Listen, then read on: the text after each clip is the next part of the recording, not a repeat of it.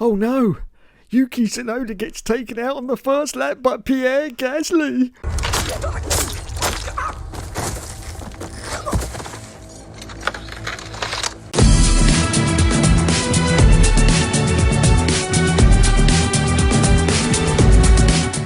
Hello everyone and welcome back to another video. So yes, the Saudi Arabian Grand Prix has now finished, and I have to say, oh my goodness, they seem to be going like Star Trek movies at the moment. We seem to be getting one good one, then one bad one, then one good one, then one bad one. I have to give this race pretty much a 5 out of 10. I would like to give it a 4, but I'll be generous and I'll give it a 5, basically because of the first lap incident. But apart from that, not a lot was going on. Another strategical race, but yeah, I'm not a fan. But anyway, we had the crash, which I was really excited about because the safety car come out. I do love a nice crash.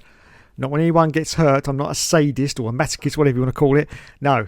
We have had some really bad crashes. I only get Spa in 1998. And I think everyone got out of that with just a few cuts and bruises, I think. But everyone was pretty much okay. And that was a huge smash. But yes, I do like a nice smash as long as everyone's okay. And we had it, yes. But I'll get to that in a moment. So, the race started on the first lap. Verstappen goes wide. I mean, he was never going to make that corner. And, of course, everyone's complaining because he only got a 5-second penalty when it was supposed to be a 10-second. But the race director did say before the race that he was going to base it on a sort of, looking at it and see what was going on. And obviously, he thought, well, no, I'll give him a 5-second penalty. So, there you go. Then Tsunoda and Gasly. Gasly crashed out into the barrier, and Yuki Tsunoda unfortunately was out as well. Now that, ladies and gentlemen, was a classic racing incident. There was no one really at fault there. You could say Gasly, but not really. That was just two drivers competing for a very limited space very early on in the Grand Prix, as they always are. They're jostling, trying to get positions, and it just didn't work. But there's really no blame you can apportion to anyone there. So I'm just going to say, yeah, racing incident. Unfortunately, Gasly went straight into the barrier and completely knocked the back of his car off, so he was out. And unfortunately, Yuki Tsunoda also couldn't continue either. But as I say, a pure racing incident. So yes, then the safety car came out and lots of cars started to come in for a pit stop, very early pit stop of course. Then it was a green flag lap at lap 3. Now on to lap 10, and in first place it was Verstappen, but at this point he had been served a 5-second penalty which he had to take of course in his first pit stop. Second place it was Oscar's Pastry, third was George of the Russell, fourth was Leclerc, and 5 was Kimi Antonelli. So on to lap 13, and Hamilton passed Norris for P6. Yes, I did give a little cheer to Lulu. Little cheer to Lulu, because he did pass Lando Norris. Yes. Well done, Lulu. Well done indeed. Now, Hamilton is having a mon Dieu of a season at Ferrari. It has to be said. A mon Dieu. I mean, if you just look at his interview afterwards, he seems, by the way he's talking, that he's already given up. And that's not the Lewis Hamilton of, let's go back to his first year. What was that, 2007? Yeah, that's not the Lewis Hamilton out there right now. He just says he can't really sort of get to grips with the car, and he's just not fast enough. There's lots of excuses going on, and that's very worrying. I'm still of two minds what's going to happen with Lewis. I still believe that by the time of the end of this season comes, he's going to retire. That's just something I'm just thinking that's what's going to happen. I hope he doesn't, because I've said that Hamilton is one of the last sort of real characters in the sport, and I hope he carries on for a few more years at least. But the way it's going, I'm just getting little body language signs, if you look at those interviews, that this could be his last year in Formula 1. Anyway, hope not. Then on to lap 18, I do believe. George Russell came over the radio and says, my tyres are toast. He was on a medium tyre, of course, for 18 laps, and his tyres were toast, yes. So on lap 19, Norris then passed Kimi Antonelli for P5. Now also on lap 19, Pastry came into the pits. He changed onto the hard tyre, and so did Antonelli. On lap 21, Russell pitted for the hards, and on lap 22, Verstappen pitted for the hards, and of course took his 5-second penalty as well. And that made Charles Leclerc the race leader at Ferrari. I bet all the Ferrari crew were well happy with that, just to have Charles Leclerc. It wasn't for long, but he was in the lead, so yeah, it was great. So Verstappen was in 5th place. He was chasing Lulu on lap 23. Yes, that was great to see. But of course, Lulu was never going to defend, because Verstappen was on fresh tyres and Lulu was on very, very warm tyres. So Verstappen gets the place, and just as he does, Hamilton comes into the pits anyway. So it was pretty much a non-doer. Then on lap 28, there was almost a collision between Alonso and Bortoleto. Now I find this very, very funny because part of Alonso's management team are actually in charge of Bortoleto. So I thought that was very funny indeed. So he almost took out his own boss. Yes, not his complete boss. So it's all part of a team, but he still took out his boss. Yes, and if you saw that was so close. I bet you Alonso almost cacked himself over that one because it was very close. Even Alonso says, wow, that was close. And yes, it was. I don't know whether we just didn't see him or whatever, but yes, wow, that was almost wipeout for Alonso. And I wouldn't like to have explained that after the race if that had actually come to fruition. That would have been... Sorry, Dad. Son, you're fired. I know he's not his dad. I'm just, saying.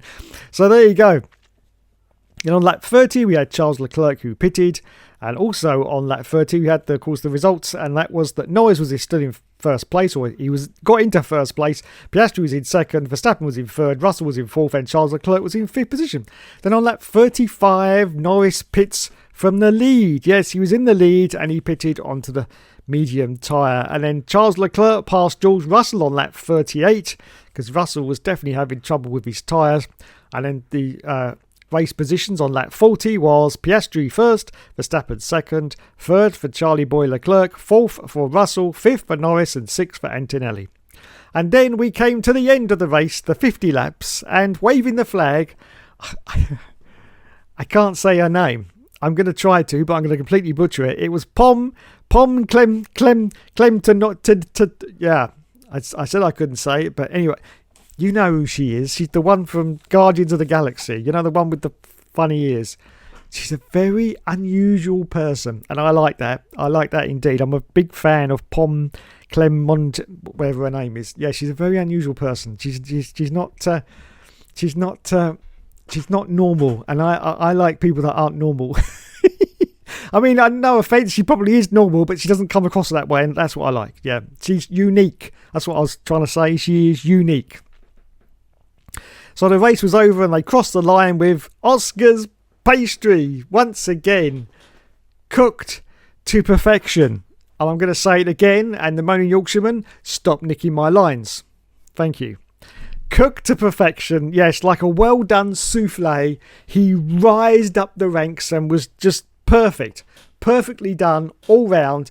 Took him out the oven and he was cooked to perfection. So well done to Oscar's Pastry. Verstappen finished, of course, in second position. Third for Leclerc. Fourth for Norris. Fifth for Russell. Sixth for Antonelli. Seventh for Hamilton.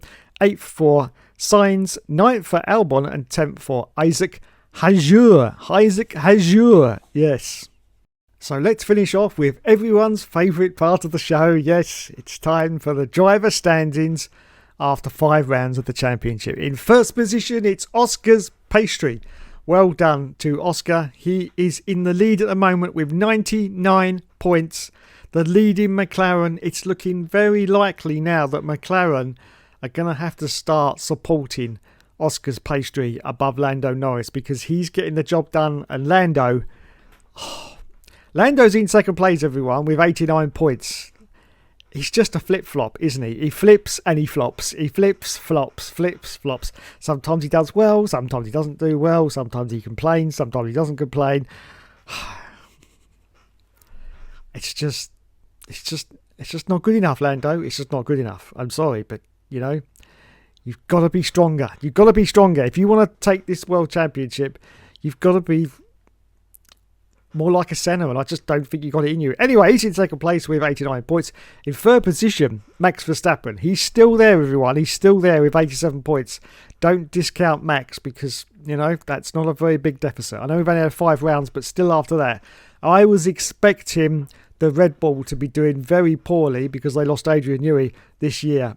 It doesn't look like that's the case. Of course, consistency has translated from last year's car. So, last year's car has been improved on for this year's car. There's no real regulation changes for 2025.